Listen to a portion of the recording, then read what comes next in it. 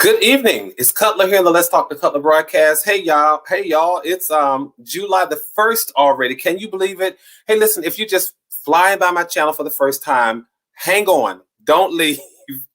My channel is all about inspiration, motivation, and challenging us to show up a little bit better tomorrow than we did today. It doesn't mean that today was a wash. It doesn't mean that we, just was a total flop, that we were a total flop. But it means we take this time, we share space about 1,800 seconds. I show up every Tuesday and Thursday for about 1,800 seconds. And I show up to just offer some nuggets and read from a book and share some quotes, trying to share this time and this space so we can equip ourselves to show up a little bit better tomorrow than we did today.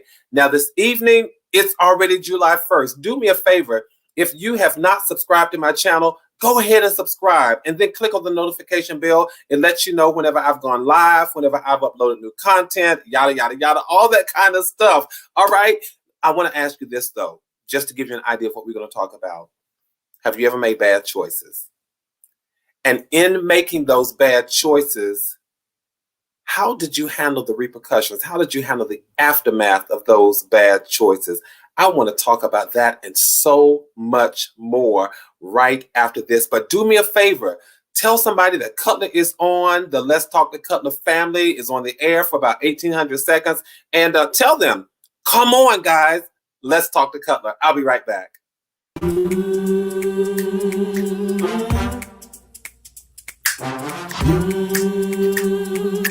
Let's talk to Cutler.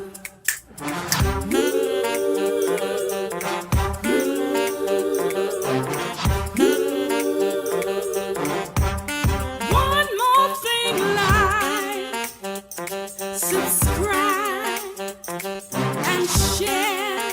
Come on, let's talk to Cutler.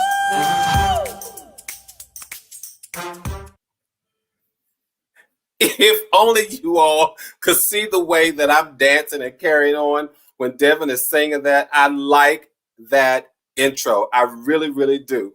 Listen, if you're joining for the first time, let me just say thank you. It is a pleasure. It is an honor to have you here, to have you sharing your space. I often tell people that one of the most valuable resources that you can ever share with anybody is your time.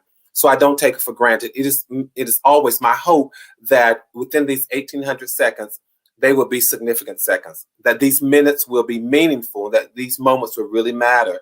What are we doing? We are reading from this book here. It is my 7th book that's available on Amazon.com, Billboards to Better, 366 daily sources of motivation and inspiration along the highway of life. Cutler, what does that mean? It means that as we're driving along the highway, as we're riding along the highway, we're reading nuggets, which I call billboards. We're reading these nuggets and we are applying them to our lives. And listen, if they don't apply, we don't leave the channel. We just stay here and we'll put them in our arsenal and we'll share them with somebody else, or we'll use them for another day, because if they don't apply today, they might apply tomorrow. If they don't apply to us, they might apply to a friend, a brother, sister, somebody. All right. But we are all passengers along this highway. I often say when you spend this time that you are a fellow passenger. And our car might become crowded, but guess what we're going to do, you all? When this car becomes crowded, we're starting a caravan. We're going to load another car because we're all on this journey to the space and this place that's called better. And so I want to thank you, whether you're sharing your living room or whether you've invited me into your family room, your kitchen, your front porch, your back porch, your car, or if you're just watching me while you're walking. I want to say thank you so much. All right. Listen, I want to shout out our LTTC VIPs for this evening. It's July 1st. Can you believe June? The best month of the year is already gone. I say that tongue in cheek. Every month is a good month. June just happened to be my birthday month. I think some of you all knew that. All right. But as you're coming on, make sure you come on into the chat.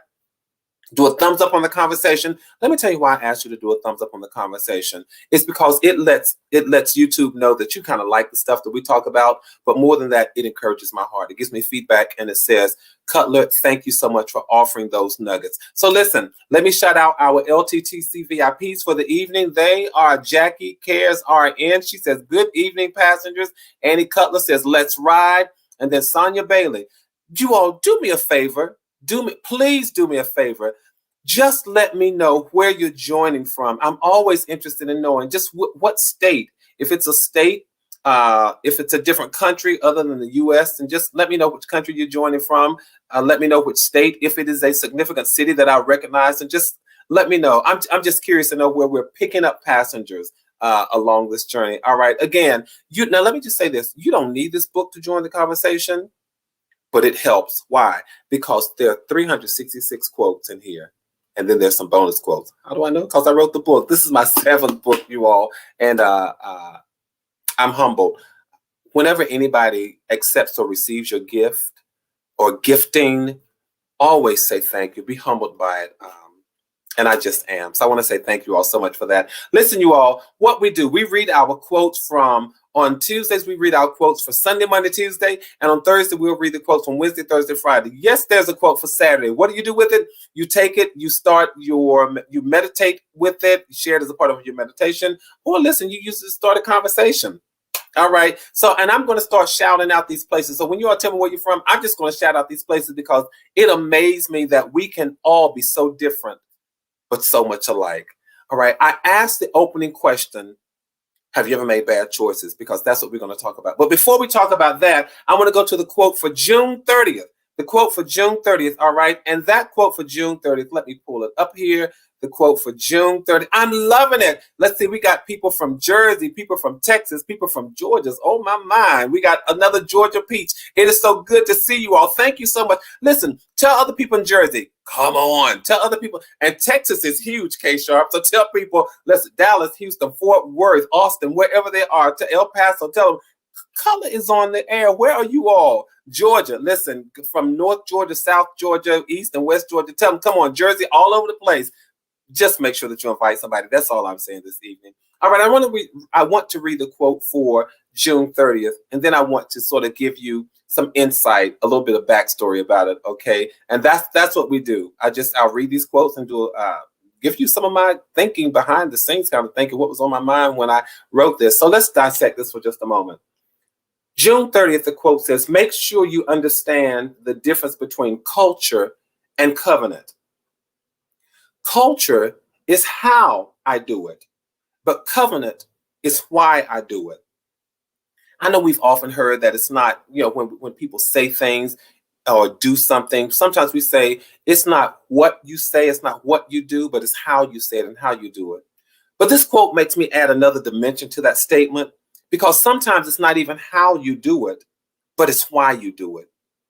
And this quote challenges us to check our motives a lot of time. It challenges us to check our motives and to check our intentions to make sure that we are doing things for the right reason. Because I've discovered that when you do stuff for the right reason, even if your execution is poor, people will forgive you. It means that you had the right motive. You intended to do the right thing. You intended to do a good thing, but maybe your execution is just a little poor. People will forgive you when you have good motives, but poor execution. They really will, but not so much when your motives are self-serving and when your motives are divisive, trying to divide and split and tear apart. And when your motive is to spread gossip and your motive is to sow discord. So we have to be careful about our motives. That's why I wrote this quote. Because I know that culture speaks to how we do a thing, but covenant relationship really is all about the why. Because when you are in covenant relationship, you care. Covenant is a promise that establishes a relationship. So when you're in a covenant relationship, you're concerned. You're considerate and you contemplate the impact that your words, your deeds, your thoughts, and even your actions are going to have on another person. That's what covenant does, you all. Covenant takes the wind out of the sail of people who like to just argue and say things like, yeah, listen, that's just how I am. No. When you're in covenant, that's just not how you are because you are concerned. You're concerned about how the other person is going to respond and internalize the thing that you say or the thing that you do. Have you all ever discovered, maybe it's just me, but have you ever discovered that it seems to be the people with the nastiest attitude who say things like, that's just how I am? No, that's not just how you are, because we're examining our motives here and we're making sure so one of the things that we're going to do when we show up tomorrow, I challenge us all. When we show up tomorrow, we're going to examine our motives. We're going to make sure that they are pure, make sure that they are genuine. And that is not to say that we have to dissect every single thought of the day and we just have to really overdo it and just ask ourselves and paralyze ourselves in this thinking. But no, just generally, is it necessary for me to say that? Why am I doing that? What do I accomplish by speaking like this? What do I accomplish? What do I achieve by doing that or saying this? Every now and then we have to check our motives, and no one is a better motive checker for us than us. And so I just wanted to share that with us this evening. That's just a piece of what I'm offering to us today. All right, we're reading from this book, Billboards to Better, 366 daily sources of motivation and inspiration along the highway of life. So again, what you do, and then how you do it, and why you do it. Let's just think. And you know what, you all, a lot of times we spend a lot of energy looking at what other people do. And am I the only one who sometimes get caught up in, I wonder why they did that. I wonder why they said that. You can't always know their motives, but that is the one thing that really creates discord and disturbances and disagreements, because in the absence of a clear motive, we have to figure out and we have to interpret. But you all know what I stopped doing long time ago. I figured out if I can't decipher your motive, or you don't tell me your motive, I'm not going to try to figure it out. I'm going to interpret the way I want to interpret. And if I'm wrong because you didn't tell me what your intent was. So don't waste your energy trying to figure out people's motives. If you can't figure it out, ask them. And if they're not forthcoming and sharing their motives, because sometimes people have hidden agendas. They really do. And they feel trapped when you ask them, what was your motive? Why did you do that? What did you expect to achieve or accomplish by doing that? Challenge people when you don't understand them. And then when they're not forthright, when they're not forthcoming, leave them alone. That's my piece of advice. When you ask them their motives because you can't figure out, leave them alone. Just go your way. But be prepared when people ask you your motives to be genuine, to be honest, to be upfront. Okay, I'm going to go into the quote for July 1st. The quote for July 1st. That is the quote for today. Let me get to that one. It says, walking in faith will lead you to salvation. Living totally in flesh will lead you to damnation. Hang on, you all. Don't turn off the channel. Don't run. Don't leave me just yet. I think I'm going to put a different twist on this than you might expect, because we say walking in faith on one hand and then living totally in the flesh on the other hand. If this quote does nothing else, it reminds me to be thankful for the concept of free will, because we have free will to either walk in faith or live totally in flesh. We have free will, you all. It reminds me to be glad about having choice. When it comes to some of the outcomes of my life, I'm so glad that I get to choose. We get to choose, you all. We get to participate. We get to have what I call input into the outcomes of our lives. It's not as if someone really forces us to play. You know, it's not like they deal a hand and they force us to play. But guess what, you all? Even if you feel like that, they dealt you the hand, you can't do anything about the hand that you've dealt in a card game. Guess what? You decide whether or not you're going to still sit at the table. You get to decide if you're still going to sit there and play the hand. So to some extent, in everything that goes on in our lives, we have free will. We have choice. We have the opportunity to choose to participate or not. So when I consider that we all have choices, it reminds me that for the most part, no one really makes us do anything.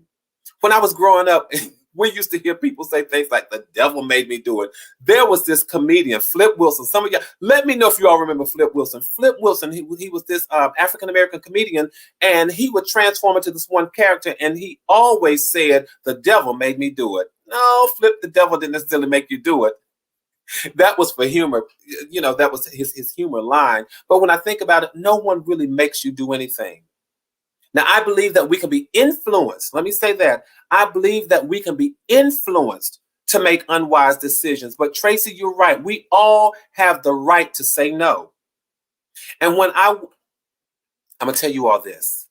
I want to help us when it comes to making bad choices. When it comes to making bad choices, I want to help you all. There are only two things that we can do when it comes to making bad choices. Y'all ready for them? Lean in. Let me tell you what they are. Be able to apologize to others. And the second one, be able to forgive yourself. When it comes to bad choices, those are the only two options that we really need to exercise. Be able to apologize to others and be able to forgive yourself. We have to recognize that some of the choices that we make do affect other people. We just talked earlier about covenant relationships and how we should be careful about the impact that our words and our deeds will have on other people. And so we have to be mature enough to own our stuff. We've got to be mature enough to own our stuff and apologize to people whenever our bad choices affect them. I'm afraid of people who won't apologize. I'm nervous about hanging around people who won't apologize because that means that they will injure you and never care about it. So not only must we be willing to apologize to others, you all, but we also have to remember that our bad choices sometimes affect the trajectory of our own lives. Trajectory means the pattern.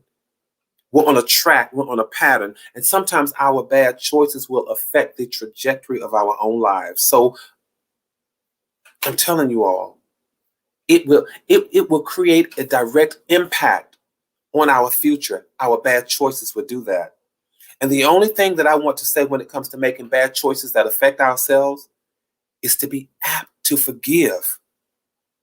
I think I say this quite often because we don't forgive ourselves enough. But be able to forgive yourself for making a bad choice, and not only forgive yourself, you all, but for goodness sake and your sake, be able to move on. Don't be held hostage by the bad decisions that you make. We all make bad decisions. But what I've learned to do is to forgive myself, move on, and learn from the situation. Forgive myself, move on, and learn from the situation. It would be a sad commentary if we didn't learn from the things that we went through. I'm sure I made bad decisions today. If I can just be transparent, you all, I'm sure I made bad decisions today, but I've learned how to move on. And I know I'll probably make some bad decisions tomorrow. It is not my intent or my desire, but I know that I'm not infallible. So I'll probably make some bad choices or decisions tomorrow. But the powerful message that lingers behind this quote for all of us is that it brings us to a space of awareness. It challenges us to be cognizant and conscientious or aware about the power of choice. It reminds us to strive and to work hard, to be intentional and deliberate about every single thing that we do. I don't get tripped up about it, but it is my desire to be intentional. I don't want to do anything just willy-nilly or just haphazardly, but I want to live intentionally and purposefully. And we talked about that. This quote reminds me to never forget that for every action, you all catch this, for every action, and you all know this, there is an equal opposite reaction. And we should strive to make sure that we are reaping the benefits of good choices and good reactions. That's one of the reasons why we show up here every Tuesday and every Thursday. Guess what, you all? We're not dotting every I, we're not crossing every T. But we're coming to the space and we're sharing. So I want to thank you all because we're sharing this space of awareness, aware that we can be better, a space of being intentional about how we show up, intentional about what we say, intentional about what we do, and intentional about becoming better. That's why I thank you all, because for as much as I would like to think, or you all tell me that I'm helping you all are really helping me. Thank you for that. So I'm intentional about becoming better because of you all. I'm intentional about showing up with my shoulders squared tomorrow, a little more than they were today because of you all. I'm intentional about showing up, saying the right things, and having the right motives because of you all. Thank you for sharing this space. That's why I say that. So when I take the moment to say thank you for being here, I mean it from the bottom of my heart. So this says, you can walk in faith or you can walk in flesh, and you have different options. I just want to say this, the choice is yours. So how we show up tomorrow, you all understand the choice is ours. How you respond when you show up tomorrow, it's up to you. So I challenge us to show up and to show up making better choices. Just a few more. If you make one better choice tomorrow than you did today, guess what? We're all winners. You're all winners. G-Dubs, it's good to see you. Thank you so much for showing up and joining the chat. I appreciate that. All right. I want to thank you all because we all made choices to be here today. I'm going to go to the quote for July 2nd. But again, we're reading from this book, Billboards to Better, 366 daily sources of motivation and inspiration along the highway of life. We are all packing into this vehicle, picking up passengers from coast to coast, clearly from coast to coast. Because, hey, if you all just joining, you didn't get a chance to tell me which state or city or town you're from, put it in the chat so I'll know. So I can shout out your state, so I can shout out your city, so I can shout out your town. But what I'm going to do now is go to the quote for July 2nd. Hang on, you all. All right. The quote for July 2nd says, agreeing is not a prerequisite to loving. Agreeing is not a prerequisite to loving. Prerequisite just means an early requirement. That's all. And it's not, agreeing is not a prerequisite to loving. Listen, Atlanta, got to shout out Atlanta because there's some other people in the chat, G-Dubs, who said that they were Georgia peaches, some there in Atlanta. I have a heart for Atlanta, and I'll tell you all why one day. I'll tell you why now. I used to live there. I used to live there, and I love the city of Atlanta. Listen, y'all, July 22nd, agreeing is not a prerequisite to loving. Someone asked me a few weeks ago if I thought love could be earned. And do you see the furrow here? And my face frowned. I suspect that love, maybe like trust, can be earned. However, you all, I'm so thankful for the fact that love is just also given. It's just given, even when it is undeserved, when it's unwarranted, when it's unmerited, love is just given. I think about when a child is born and how the parents immediately love that child unconditionally. That child did nothing to earn that love, but the parents, they just gave their love unconditionally. I think about, from a spiritual perspective, I think about us and I think about the human race, you all. How at one point we were just disconnected from God, but the Bible says while we were yet in sin, God commended his love toward us. We don't always do things right, even in the sight of God or even in the sight of other people, but they still love us. So I dare say love is not earned, but love is just something that we give away. So I'm telling you today, here's something that I want us to grab a hold of. I want to remind us to give love and to give it unconditionally. Who are we to manipulate people without love? Listen, you all, who are we to play and toy with love when the creator of the whole universe gave love without strings? And then we're going to try to manipulate people with love? Absolutely not. Give love unconditionally. Don't try to establish any requirements. Don't try to establish any prerequisites. You don't even have to agree with people to love them. But you don't have to hate them just because you don't agree with them. I'm telling you all this. We can always disagree and still love. Don't you let people manipulate you in the name of love. Either this is my position. This is my resolve. Either they're going to love you, they're going to love me, or they're not. I don't wrestle with it. I don't try to pay for people's love. I don't try to demand or command their love. Either people are going to love you or they're not. So just one final comment about love. Just as you're not going to let people manipulate you in the name of love, don't manipulate other people. But guess what, you all? Here's what I want you to take away. Don't manipulate yourself. Don't ever tell yourself that you're not worthy of love, because you are. Because to say that means that you've devalued yourself in a moment. And I don't ever want you to do that. That's why we share this time in this space. To be reminded there is value, there is worth, and we are worthy of all the love that we get. So don't ever deprive yourself of love and say, listen, I'm just not worthy of love. So I want you to love yourself. Show up tomorrow and love yourself with all of your flaws, with all of your insecurities, with all of your imperfections, with all of your shortcomings. Love yourself. I often think of a scripture that says, love your neighbor as yourself. And I got to admit, you all, I sometimes look at people and how they love themselves, and I say to myself, I don't want them to love me if that's how they love themselves. I don't. I've seen some people and I said, if that's how you love yourself, I don't want you to love me. So I go in and I love myself. So as we close this out, I want you to ask yourself this question. Based on how I love myself, based on how I love myself, would my neighbor want me to love them the same way? So what am I offering us this evening? I'm offering us the power and the authority to love ourselves. I'm offering us the power and the authority to make the right choices.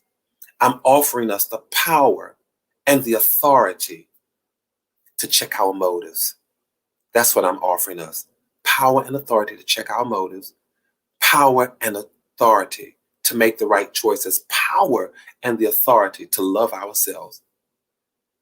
Tracy, you're right. You can't make people love you. So you just go on and love yourself. With all that you are, with all that you are not, love yourselves. That's what I want us to do tomorrow. So when you show up tomorrow, when you become fully present and you look in that mirror, I challenge you to stand in that mirror for just a moment and say, you know what? I love myself with everything that I am and everything I'm not. I still love myself, and nobody is going to deprive me of the love that I'm giving myself. Nobody is going to tell me that I'm not worthy of love. Nobody's going to tell me that this is something I don't deserve, because you do. I want to thank you all for sharing this time with me, for sharing your space. I want you to understand that you are worthy of all the love that you get, and you're worthy of all the love that you give. I got a few poems I want to share with you as we close out this 1800 seconds. Yes, I know most of my books are right here on Amazon.com. And I know we're talking about this book, Billboards to Better. But if you all will allow me, I'm going to close out by sharing with you a few of my, what I call love poems. Can I do that? A few of my love poems. I'm going to read some specifically from this book, Who We Once Were. It's available over on Amazon. A lot of my poetry is in here. And as I encourage you to love yourself, listen to this. This one is called I Like Me. You may have heard some of these, but I thought that they were. Thank you, G-Dubs. She said, yeah. I said, listen, can I read these poems and share with them? G-Dubs was the one who said, sure. Thank you. So I'm gonna read this poem. I'm gonna read some of my love poems. This one says, I like me. I'm uniquely me and distinctly me. I find nothing wrong with me. Usually, I can laugh at me and cry for me. I can chuckle with me and giggle in spite of me. I even dance with me and sing for me. I would offer you me, but today I'll give me to me, because right now I'm the only me that I have, and I really want to keep me. You've got to love yourself when nobody else does. Love yourself when you think nobody else does. Love yourself when you think nobody else is looking at you, but I assure you of this. You're not the only one who loves you. You're not the only one who loves you. How do you know, Cutler? How can you say that? Because listen to my next poem. It says, I am loved. When there are lemons in your life and blahs in your days, when there are oceans in your path and mountains in your ways, don't stop to ponder. No, don't miss a beat. Simply tell yourself, I am larger than this, for I am loved. I am loved matchlessly, unconditionally, invisibly. You see, yes, I am loved.